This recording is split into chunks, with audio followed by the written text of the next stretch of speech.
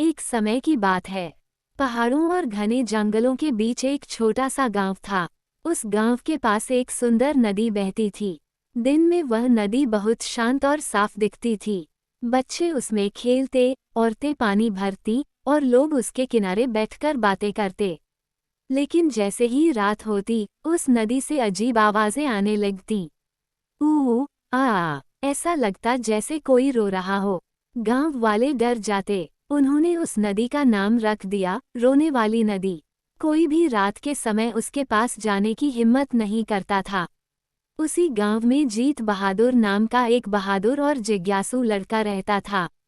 उसे रहस्यों को जानने का बहुत शौक था। एक दिन उसने तय किया, मैं पता लगाऊंगा कि नदी क्यों रोती है। रात होते ही वह चुपके से घर से निकला और नदी के किनारे पहुंचा। चारों तरफ अंधेरा था, पेड़ों की परछाइयां डरावनी लग रही थीं और ठंडी हवा चल रही थी। तभी फिर वही आवाज आई, ऊ आ। जीत बहादुर डर तो रहा था, लेकिन उसने हिम्मत नहीं हारी। वह धीरे धीरे आवाज की दिशा में बढ़ा। जैसे ही वह नदी के पास पहुंचा, उसने देखा कि नदी के बीच में एक पुराना टूटा हुआ पेड़ गिरा हुआ था। तेज हवा जब उस पेड़ की खोखली टहनियों से गुजरती, तो वही डरावनी आवाज निकलती जैसे कोई रो रहा हो। जीत बहादुर मुस्कुराया और समझ गया कि यह कोई भूत प्रेत नहीं, बल्कि प्रकृति का खेल है।